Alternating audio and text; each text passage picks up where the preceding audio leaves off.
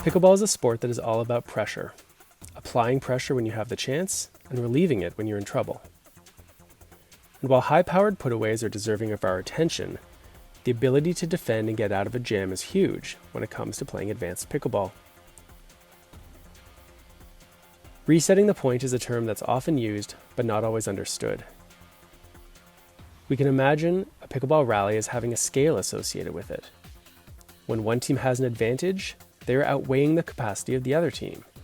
They are in control, and the other team is defending. However, if the defensive team can find a way to get out of this jam, if they are able to neutralize their opponents so they can't do as much damage, the defending team has reset the scales so they're balanced. They have, in fact, reset the point.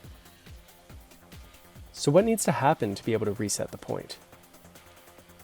First, it's important to remember that the net teams are always looking for high balls. And that's because if they get something high, they can hit down on it. And if they can hit down, they can hit hard and still keep the ball in play. This will likely maintain their advantage.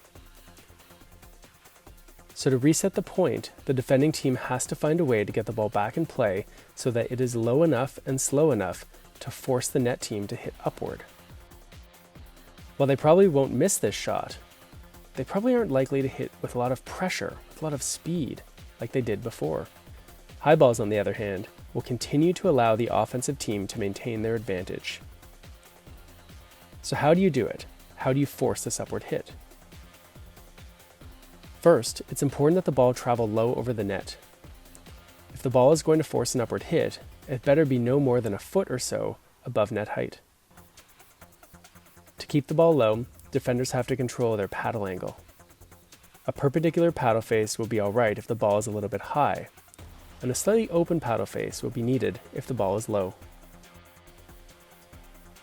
Second, players have to control the speed of their shot.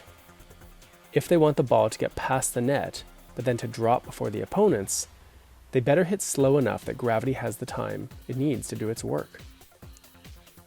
A short backswing and a minimal acceleration will help keep the speed under control.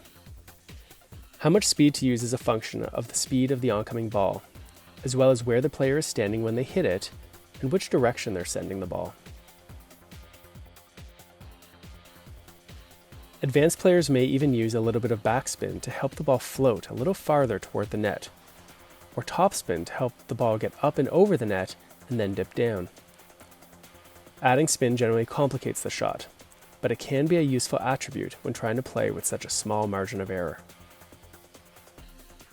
Finally, it's helpful to remember that when you hit crosscourt, you're hitting over the lower part of the net to the biggest part of the court.